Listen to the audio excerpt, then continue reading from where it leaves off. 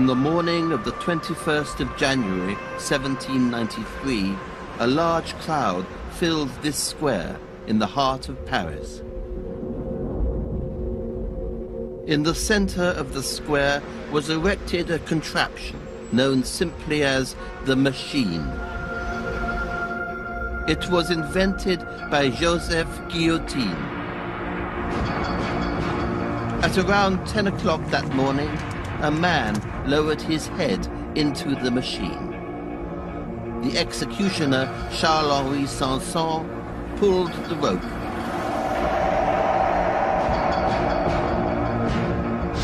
The blade sliced down, but lodged itself in the fat neck of the victim.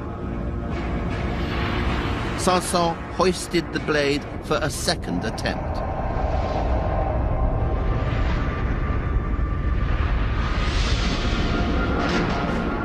This time, the head was severed from the victim's body. It tumbled into the basket in front of the machine. A guard picked it out and showed it to the crowd. It was the head of Louis XVI, the King of France.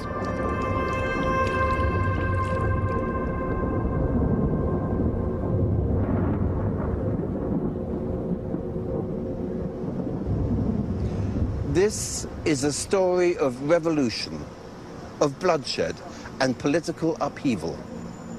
It inspired a radical change in the way we perceive the world, and the greatest outpouring of creativity in the history of the English language.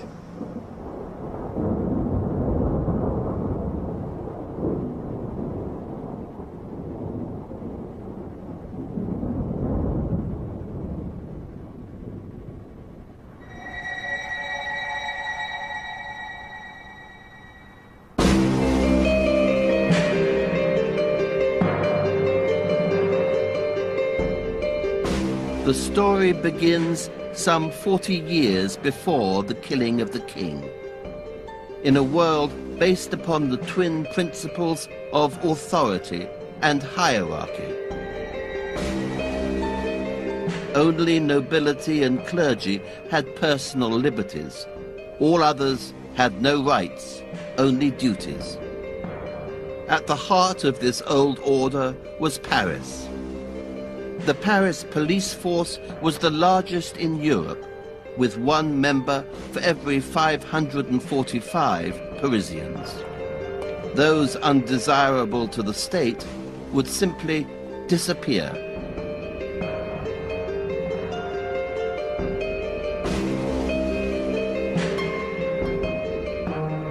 In 1742, two young men met in this city and became great friends. They would sit at the cafes of the left bank to play chess.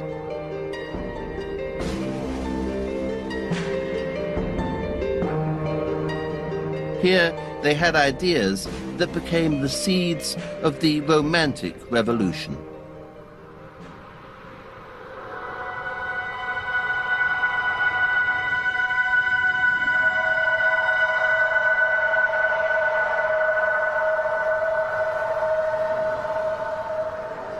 The names of these two men were Denis Diderot and Jean-Jacques Rousseau.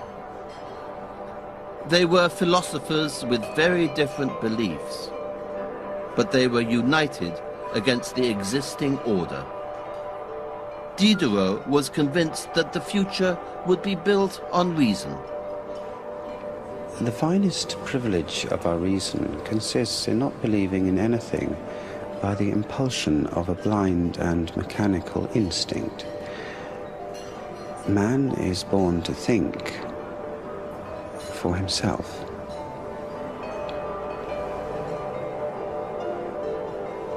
But Rousseau championed feeling over thought. He was freely emotional, plunging himself into moods of the deepest dejection and the most serene happiness. He cried openly and often. To feel is to exist. And our feelings come, most incontestably, before our thoughts. Both these men believed the system of control in France to be inhuman.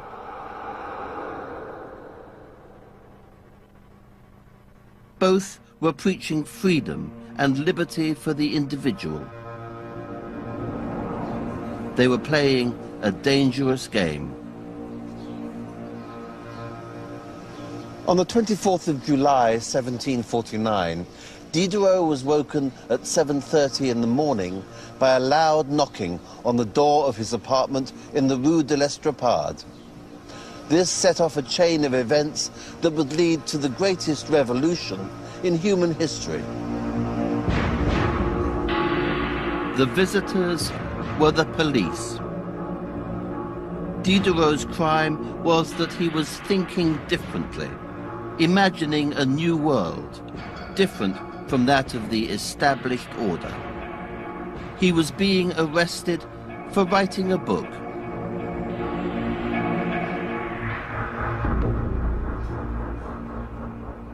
It was a great encyclopedia of all useful knowledge, dedicated to the ideas of progress and of science. He was making a map of human understanding.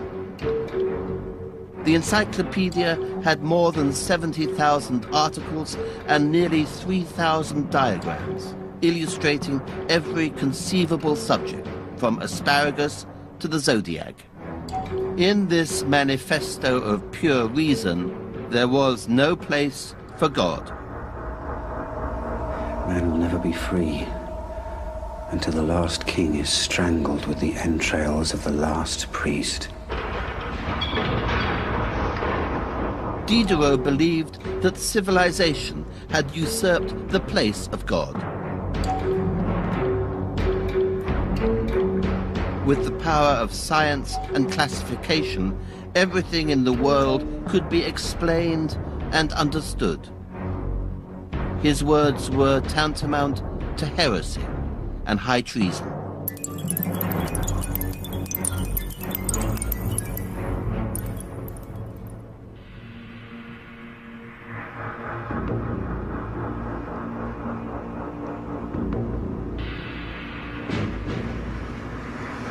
The old structure of Europe relied on the existence of a god. Everyone's place in society was divinely ordained. But if God did not exist, what then? Every concept of order and of authority would be thrown into doubt. These were incendiary ideas. For the authorities, Diderot's books were the work of the devil, and he would pay dearly.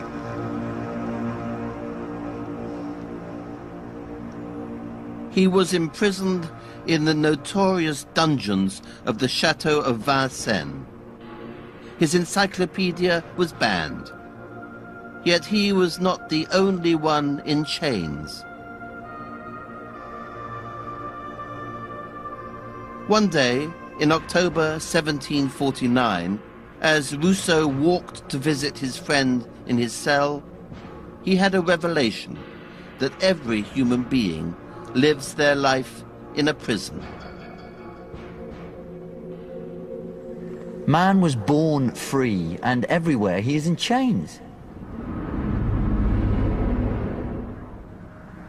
All at once I felt my mind dazzled by 1,000 lights. A crowd of splendid ideas presented themselves to me. Civilized man is born and dies a slave. The infant is bound in swaddling clothes. The corpse is nailed down in a coffin. All his life, man is imprisoned by our institutions. Life is not breath, but action. The use of our senses, our minds, every part of ourselves.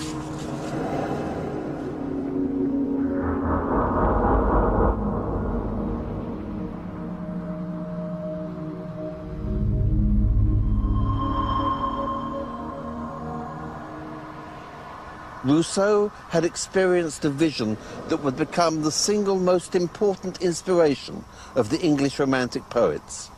He had seen that emotion could unlock the prison of civilized society. For him, the key to freedom lay in individual will and feeling. Rousseau believed that man in his natural state is essentially good, that science is wicked, that civilization is harmful, and that all cultures are corrupt. Nature never deceives us. It is we who deceive ourselves. Our greatest evils flow from ourselves. Man confuses and confounds time, place, and natural conditions. The more we are massed together, the more corrupt we become. Rousseau was calling for the end of civilization itself. It would not be long before he was forced out of France. The old regimes of Europe would never accept the revolutionary ideas of Diderot and Rousseau. Only a new generation could put them into practice in a new world.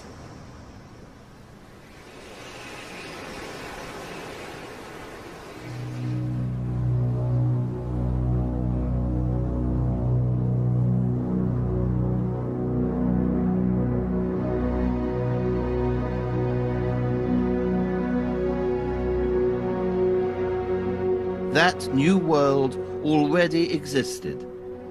Thousands of ships had carried immigrants to its shores. It was called America.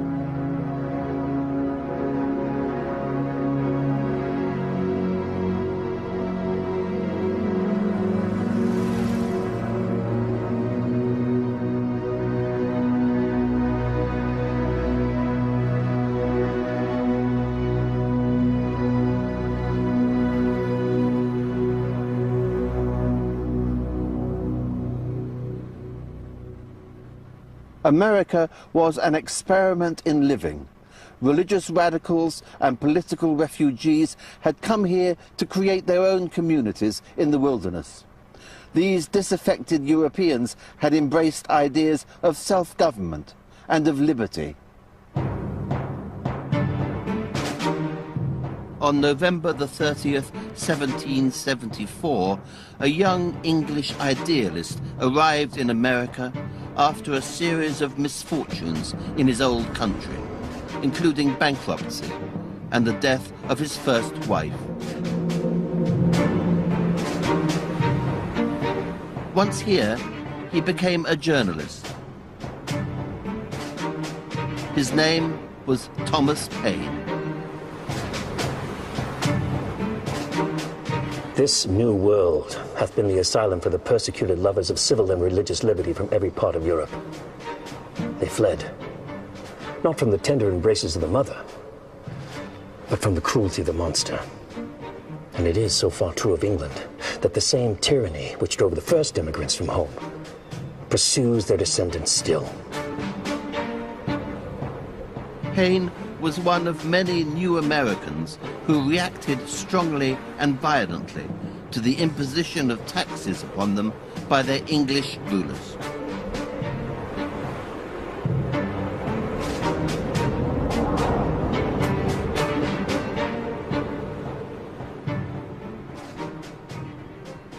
Inspired by the ideals of Diderot and Rousseau, Paine wrote a pamphlet entitled Common Sense. He attacked the idea of monarchy and praised the notion of a new civil society.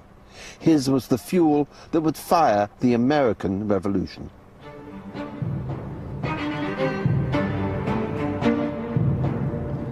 Where, say some, is the King of America? I tell you, friend, he reigns above and doth not make havoc of mankind like the royal brute of Britain. In America, the law is king.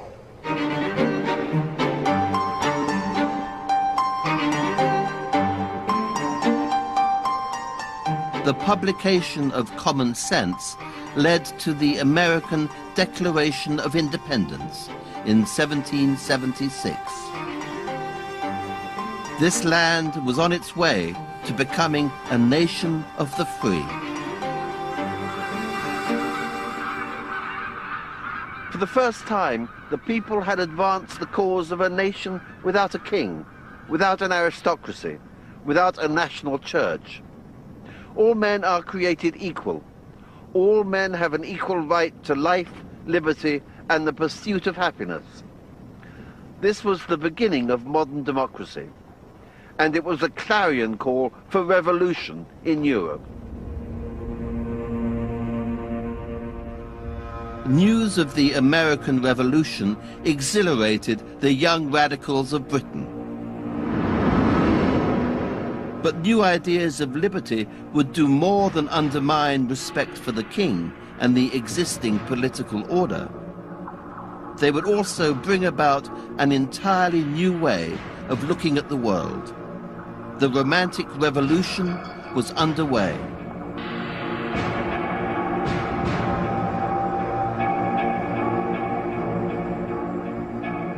At the forefront of this revolution was a Londoner named William Blake.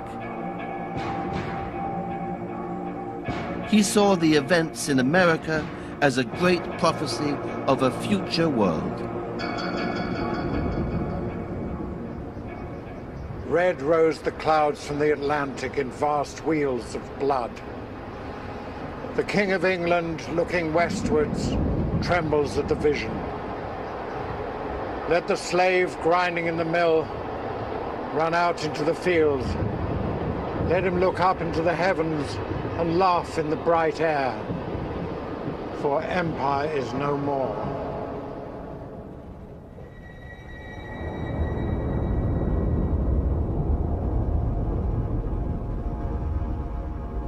In 1779, at the age of 21, Blake was being instructed by the greatest British artist of the period, Sir Joshua Reynolds.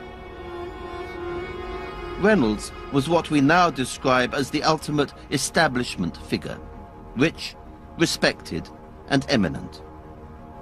He believed in an ideal art based upon study and the classical principles of order, unity, harmony, and rationality. Blake believed the opposite, that the imagination was the force that made great art. He rebelled against his teacher.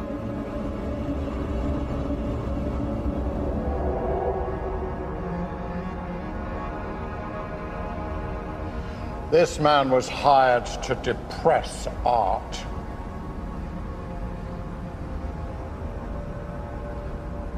I say taste and genius are not teachable or acquirable, and are born with us. Reynolds says the contrary. Such artists as Reynolds are at all times hired by the Satans for the depression of art. A pretense to art. To destroy art. Blake was an instinctive libertarian who sought freedom from the system that enslaved him.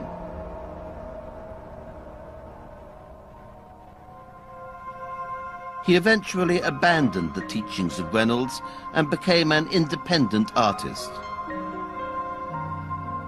He poured his radical visionary ideas into poetry, drawing, and engravings.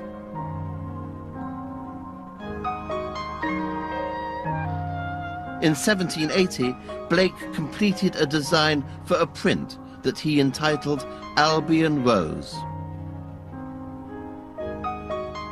It is a young man with his arms outstretched in a gesture of liberation. There is such a look of energy and exaltation upon his face that some people believe it must be a self-portrait. Blake lived in Poland Street with his wife, Catherine, and his younger brother, Robert. All three united in a life of constant financial struggle. Their home was at number 28, now home to a hairdressing salon.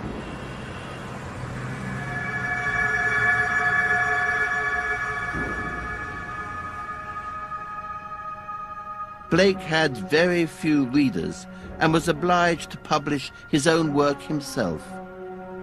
But it remains as a great document of the revolutionary anger of a new generation in an oppressive city. I wander through each chartered street, near where the chartered Thames does flow, and mark in every face I meet marks of weakness, marks of woe. In every cry of every man, in every infant's cry of fear, in every voice, in every band, the mind-forged manacles I hear.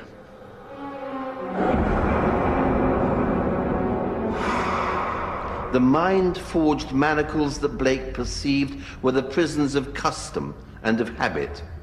No one could escape from the dreary round of duty and obedience demanded by the old order of society. The will and imagination of each person were locked away. Life itself had become a prison. Man was born free, and everywhere he is in chains.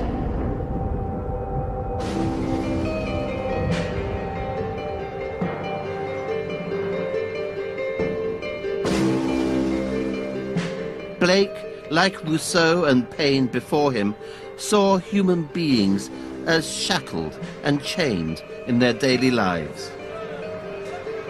It was an idea that was slowly spreading through the radicals of Europe. These radicals, derided and exiled, often found themselves in Blake's neighbourhood of Soho in London, a shadow area considered exotic and disreputable, a haven for the free thinkers of Europe. One French radical came to Soho in November 1783. He lived off Newman Passage. His name was Jacques-Pierre Brissot.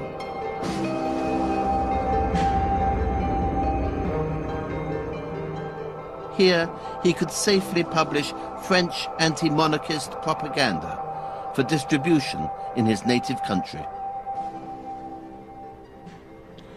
Brissot wrote a radical journal called Universal Correspondence. In it, he attacked the inherent decadence and corruption of the old regime in Paris. He was calling for bloodshed. He was calling for revolution in his own country. If blood must be shed in order to be free, then let it be the blood of tyrants, those who have the arrogance to tell us that they are our masters. When you think that 1/10 of the nation oppresses all the others for 5 sous a day, there is nothing left to say.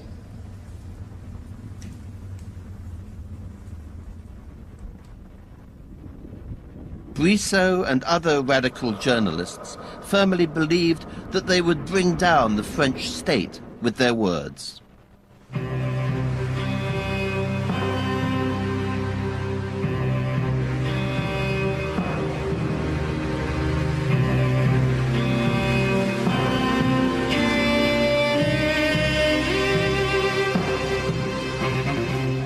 On the 19th of May, 1784, Brissot returned to Paris to raise more funding for his London printing press.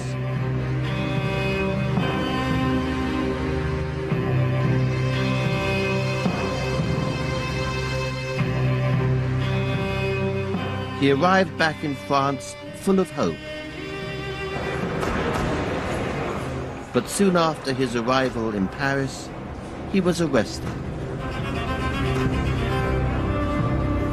He was thrown into the Bastille prison, charged with the publication of libels against the French Queen. Brissot remained in the Bastille for 2 months, but just outside its walls, the radical press of France was becoming ever more daring and ever more popular. It was these revolutionary words that would inspire the French people to seek their liberty. The people is the foundation of the state. The people is everything. It is in the hands of the people that national power resides. The main focus of attack was the corrupt and secretive old regime with the royal family at its head, King Louis XVI and his Austrian wife Marie Antoinette, or as the literature referred to her, the Austrian bitch.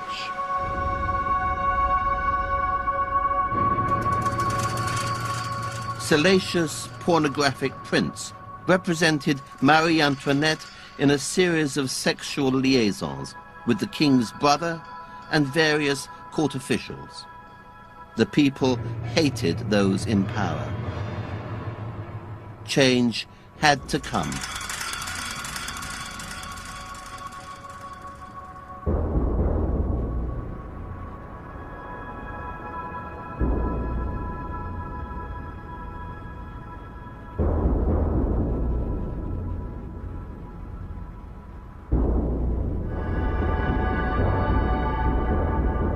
On the morning of the 14th of July, 1789, thousands of Parisians gathered on the city's streets. They were fearful that the king's armies were marching upon the city to impose martial law. It was a day that would change the course of world history, a day that would redefine the possibilities of human nature. Every people's revolution of the last 200 years owes its debt to this day. It will never be forgotten.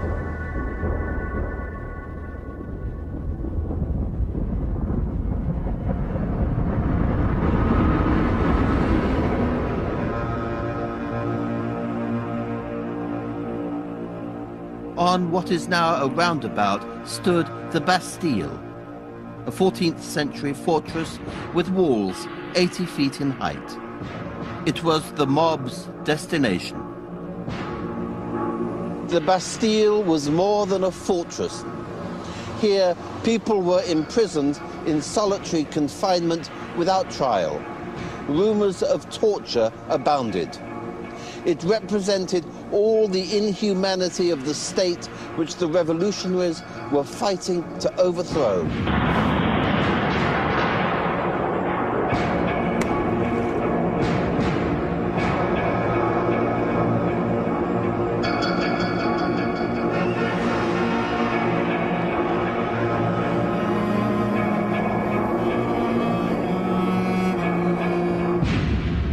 Man was born free, and everywhere he is in chains.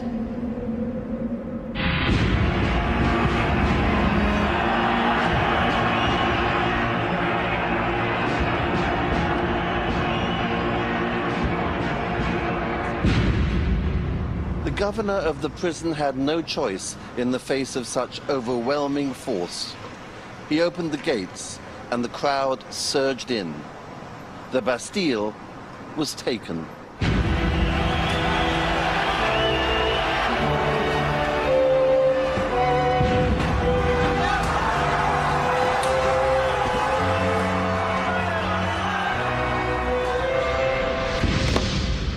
The governor was killed and beheaded. His head was placed upon a pike.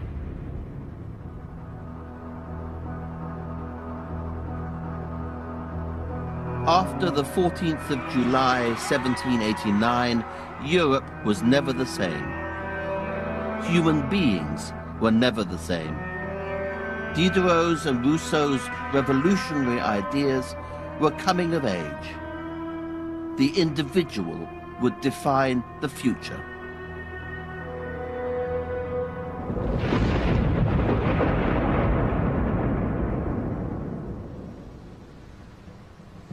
As the sun came up in London the day after the storming of the Bastille, everything seemed possible. The French people had unlocked the prison of their history.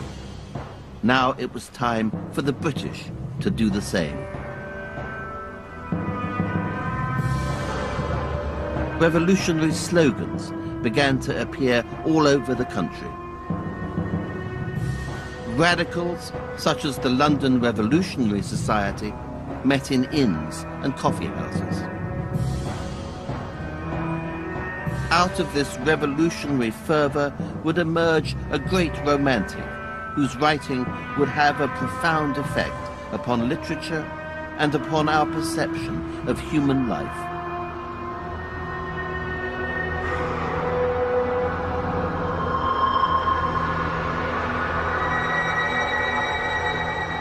His name was William Wordsworth.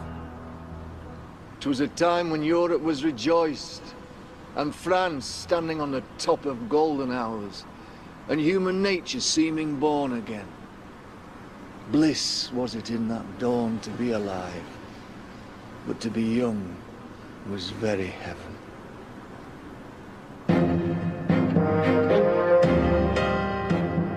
For Wordsworth, the revolution seemed one of the greatest events in history, promising the future freedom of the human race.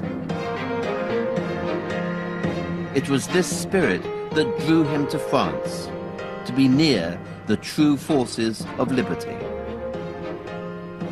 His experiences of revolution would mark him for life and would transform his art. I stared and listened for the stranger's ears, to hawkers and haranguers, and hissing factionalists with ardent eyes, in knots or pairs or single, ant-like swarms of builders and subverters, every face that hope or oppression could put on. I saw the revolutionary power tossed like a ship at anchor, rocked by storms. Wordsworth was alive to the new possibilities of life.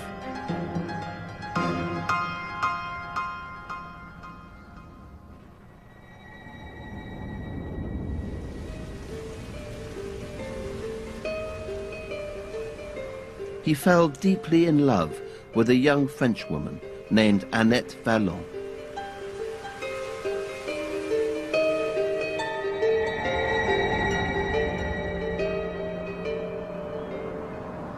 Oh, happy time of youthful lovers. Thus my story began. Oh, balmy time, when the love knot on a lady's brow is fairer than the fairest star of heaven.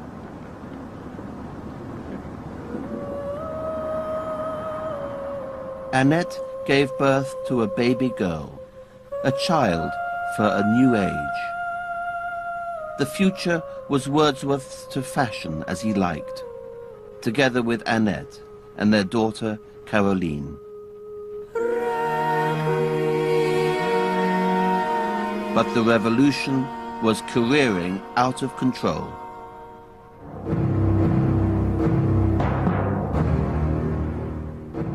As debates raged in Paris about how French society should be reorganized, there was fear of a foreign invasion and talk of French royalists masquerading as revolutionary sympathizers.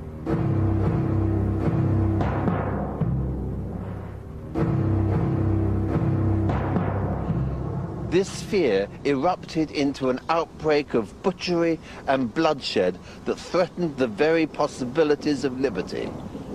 Priests and nuns were viciously slaughtered for refusing to agree to a republican oath. For Wordsworth, the savage violence would destroy all hope for a new world.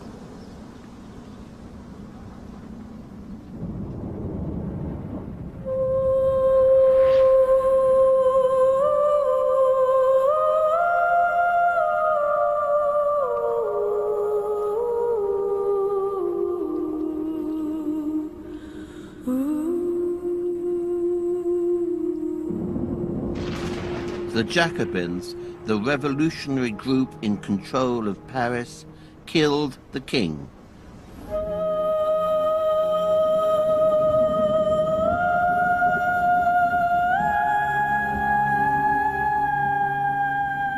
This was the beginning of the Great Terror.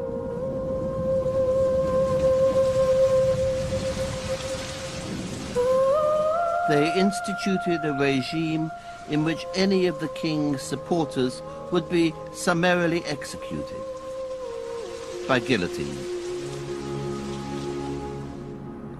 At the best, it seemed a place of fear, defenseless as a wood where tigers roam.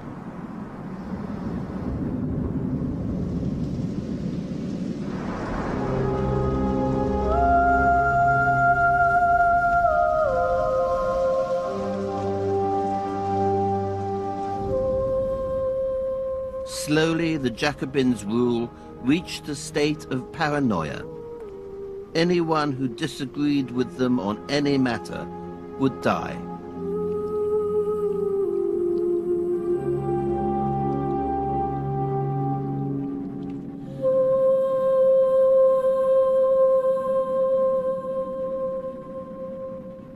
In ever-increasing numbers, the citizens of Paris were tried for crimes against the revolution.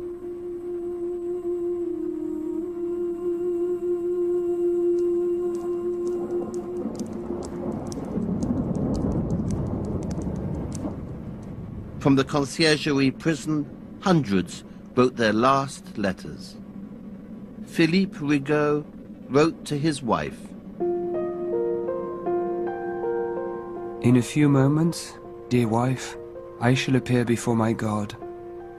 My pen is trembling in my hand and my tears cover the paper. I'm sending you the only thing that still belongs to me. It is a tuft of my hair. When you look at it, think sometimes of one who loved you well. My heart is full. I cannot say more. Farewell.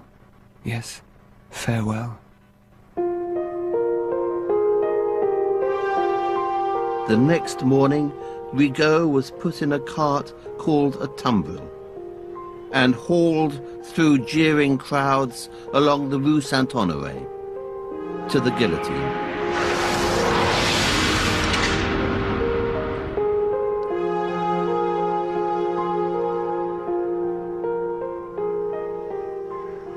Many of those who went to the guillotine were great supporters of liberty. In the panic and paranoia, the revolution was devouring its own children. The corpses piled up, and the stench became unendurable. It represented the decay of hope. The headless bodies were loaded back into carts, leaving blood-stained trails across the city, to be dumped in stinking pits. In the suburb of Picpus, surrounded by modern flats and office blocks, lies a small patch of the past. In two huge mass graves, under these gardens, lie the remains of 1,306 victims of the guillotine. Among them are a young chambermaid named Louise Cécile Couverin, Charles Adet, a wine merchant, Martin Ayome, an apprentice hairdresser, Louis Baudot, a surgeon, and a dressmaker called Marie Chaplin.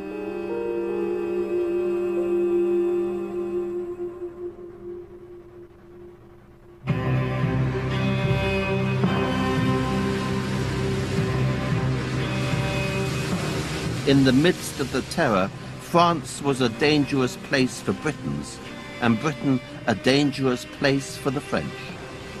William Wordsworth found himself heading home, forced to leave his great love Annette and their little daughter behind. His revolutionary faith had been shaken. Wordsworth was learning a hard but salutary lesson.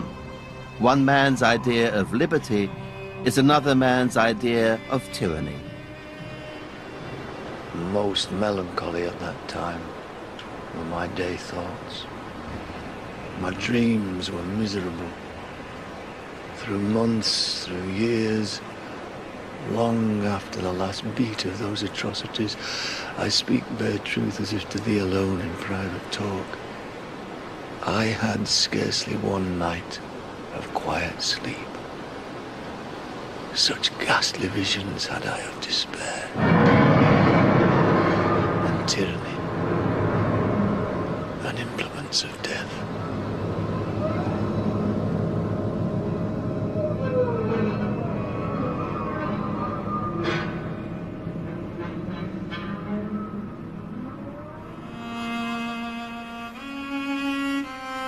Annette wrote to Wordsworth, but the revolutionary authorities seized her letters. Come, my love, my husband, and receive the tender embraces of your wife, of your daughter. She grows more like you every day. I seem to be holding you in my arms. Her little heart often beats against my own, and I seem to feel her father's. These words never reached Wordsworth. He became a wanderer, looking for a new direction in which to pursue his vision. To wander without destination, to seek out new territories, was itself a revolutionary act. For Wordsworth, the wild, uncharted landscape was a place of contemplation and of healing, where he could be most natural and most himself.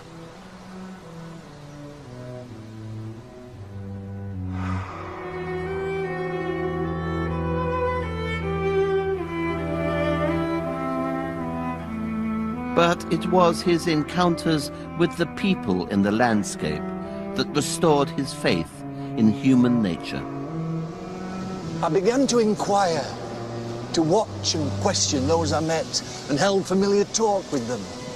The lonely roads were schools to me, in which I daily read with most delight the passions of mankind. Wordsworth began to write poems about his encounters with the downtrodden, the same kind of people to whom the revolution in France had given a voice.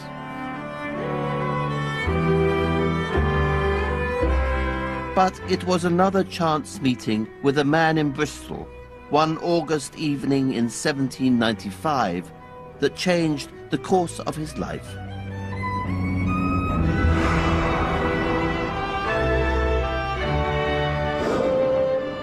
Above the Corn Market, this man gave rousing lectures on revolutionary politics in rooms that are now vacant council offices.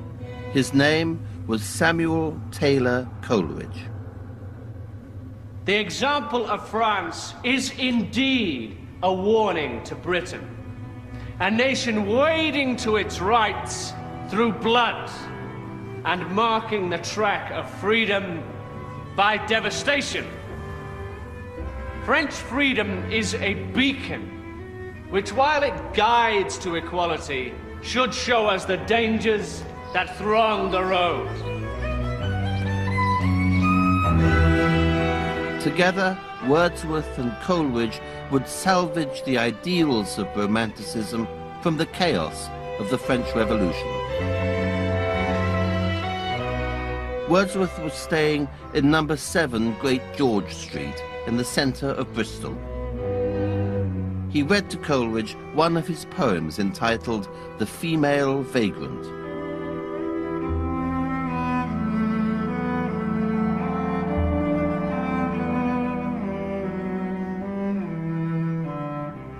It was the story of a woman who, on the death of her husband and children, becomes a vagrant and an outcast. The pains and plagues that on our heads came down, disease and famine, agony and fear, in wood or wilderness, in camp or town, it would thy brain unsettle, even to hear. All perished, all in one remorseless year. She ceased, and weeping turned away, as if because her tale was at an end. She wept because she had no more to say of that perpetual weight which on her spirit lay. A bond between Wordsworth and Coleridge was forged that would last a lifetime.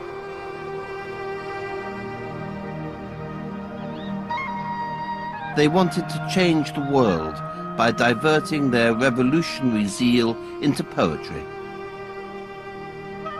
They moved to the Quantock Hills in Somerset. Coleridge and his family settled in the village of Nether Stowey. Wordsworth and his sister Dorothy rented a nearby house, the now neglected Alfoxden. But this house is one of the most important places in the history of English literature. It is here that Coleridge and Wordsworth would collaborate on a collection of poems that would define the Romantic Age.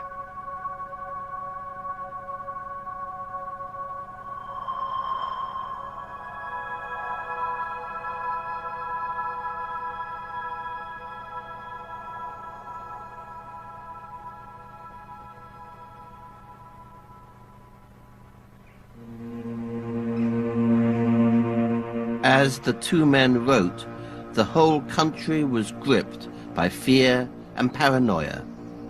Fear that the revolution that had struck France would engulf Britain next. A government agent named James Walsh was sent to spy on them. He interviewed several locals regarding the strange new people at Alfoxden. Charles Mogg says he was at Alfoxden. Thomas Jones informed Mogg that some French people had got in possession of the mansion house. Christopher Trickey told Mogg that the French people had taken the plan of all the places around that part of the country. The French people inquired of Trickey whether the brook was navigable to the sea. As Mr. Mogg is by no means the most intelligent man in the world, I thought it my duty to send you the whole of his story the way he related it. I shall await your further orders.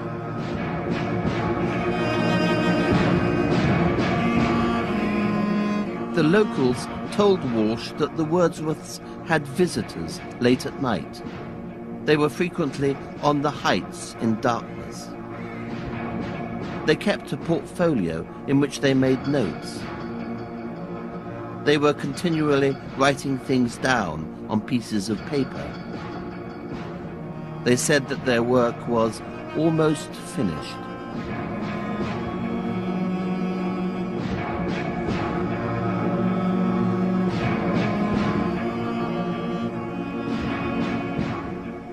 There was no evidence to arrest Wordsworth and Coleridge, but although their actions were not political in any obvious sense, their words began a revolution no less profound.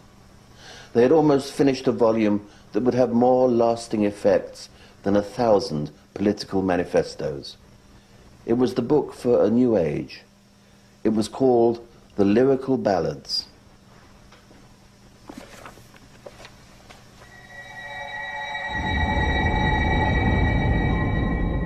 Taking its name from the popular forms of song and verse, the Lyrical Ballads was a collection of intimate accounts of rustic lives told in simple language.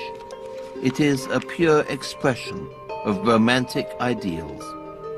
When it was published in 1798, Wordsworth and Coleridge withheld their names from it. They were proclaiming a new poetic faith, which they believed to be beyond individual authorship.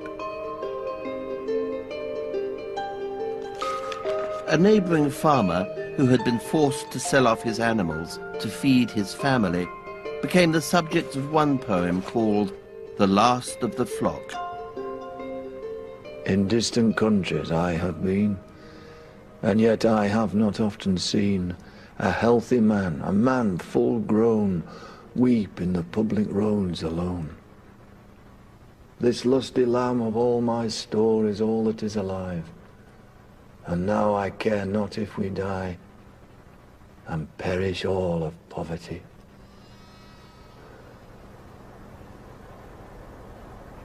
Wordsworth and Coleridge were relocating dignity in the commonplace, restoring grace and significance to ordinary lives, where saints and heroes walk unannounced and unknown.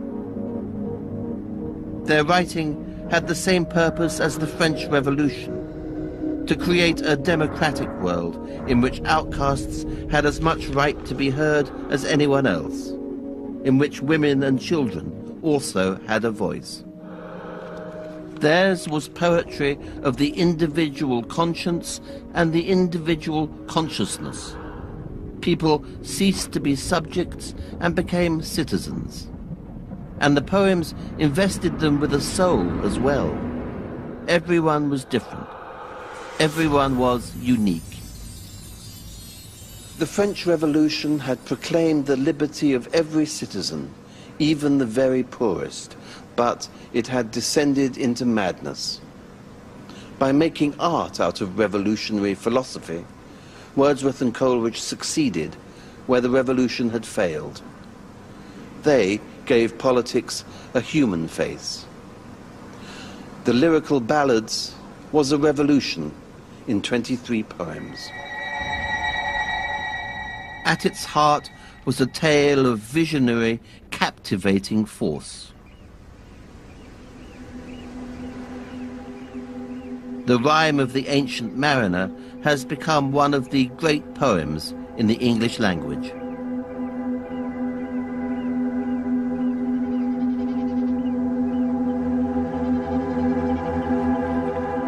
During a visit to the harbour town of Watchet, Wordsworth conceived the idea of a mariner who shoots an albatross. Coleridge began writing out Wordsworth's story and soon took over the narrative.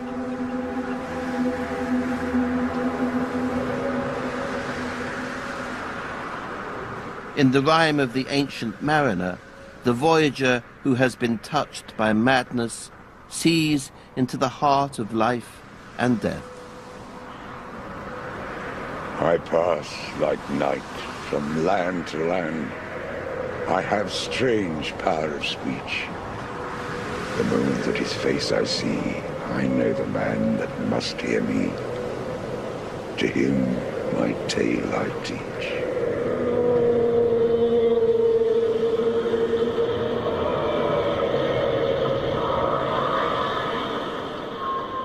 In the poem, the ancient mariner's ship is driven off its course towards the South Pole.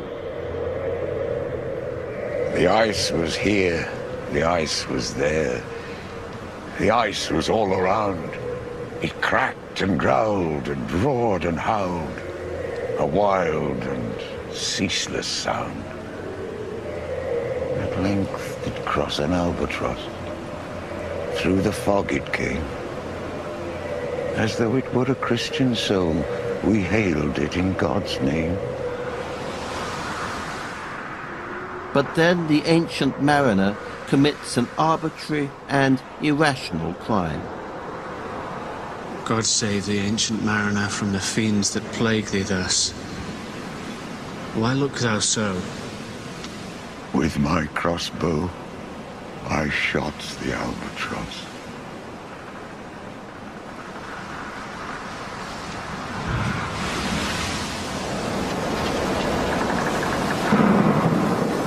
As a result, the ship is pursued by phantoms that destroy the rest of the crew.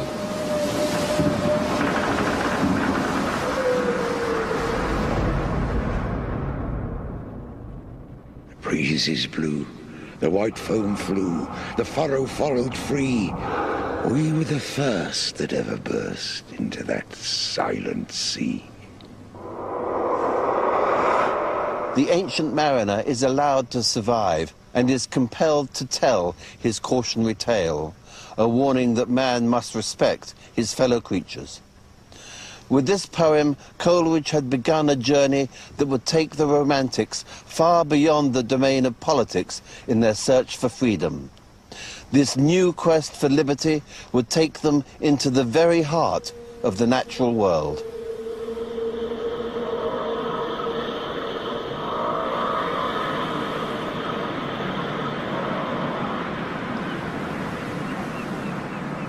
Alone, alone, all alone. Alone on the wide, wide sea. And Christ would take no pity on my soul in agony. So many men, so beautiful, and they all dead did lie. And a million slimy things lived on. And so did I.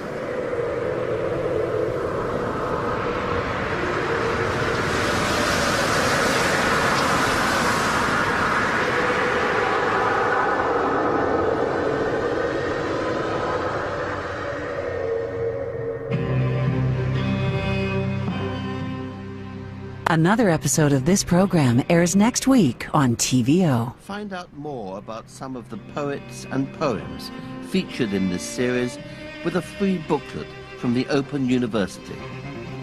To order, call 0870 900 0311.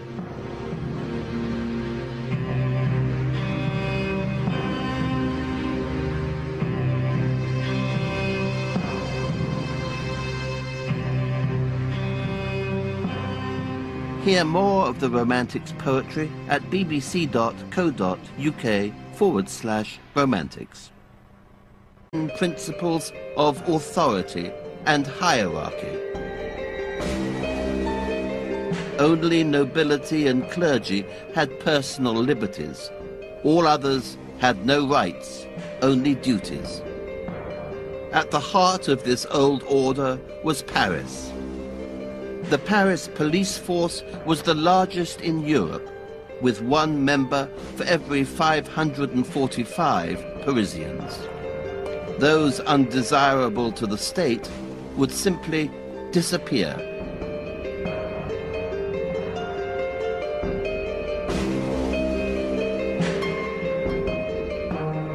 In 1742, two young men met in this city and became great friends. They would sit at the cafes of the left bank to play chess.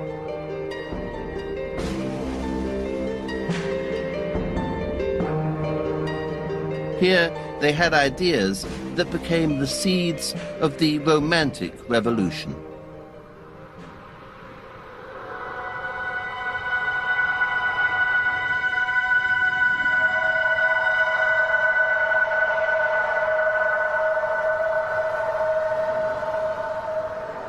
The names of these two men were Denis Diderot and Jean-Jacques Rousseau. They were philosophers with very different beliefs, but they were united against the existing order. Diderot was convinced that the future would be built on reason. The finest privilege of our reason consists in not believing in anything by the impulsion of a blind and mechanical instinct. Man is born to think for himself.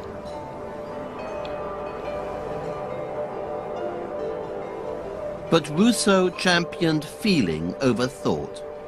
He was freely emotional, plunging himself into moods of the deepest dejection and the most serene happiness. He cried openly and often. To feel is to exist. And our feelings come, most incontestably, before our thoughts. Both these men believed the system of control in France to be inhuman.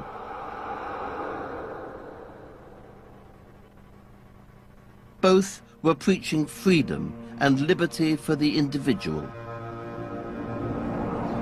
They were playing a dangerous game. On the 24th of July, 1749, Diderot was woken at 7:30 in the morning by a loud knocking on the door of his apartment in the Rue de l'Estrapade. This set off a chain of events that would lead to the greatest revolution in human history. The visitors were the police. Diderot's crime was that he was thinking differently, imagining a new world, different from that of the established order. He was being arrested for writing a book.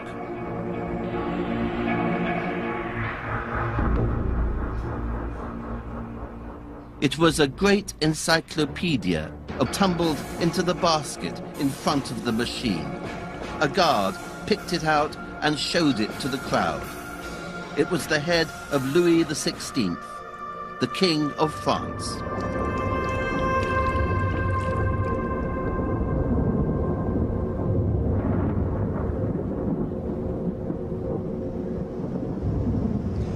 This is a story of revolution, of bloodshed and political upheaval.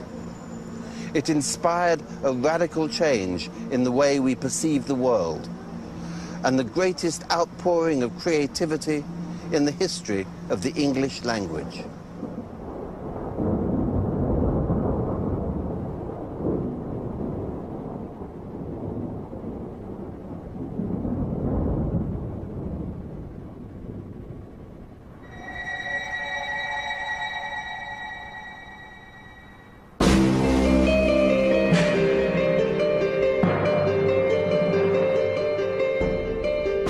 The story begins some 40 years before the killing of the king, in a world based upon the twin.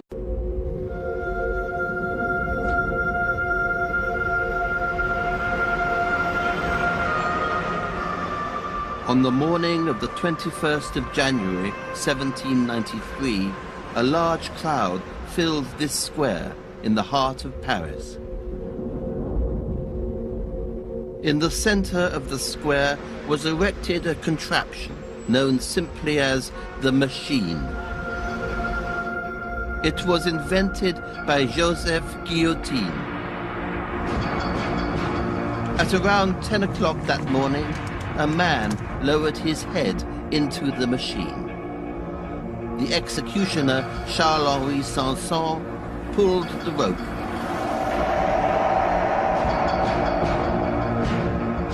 The blade sliced down, but lodged itself in the fat neck of the victim. Sanson hoisted the blade for a second attempt.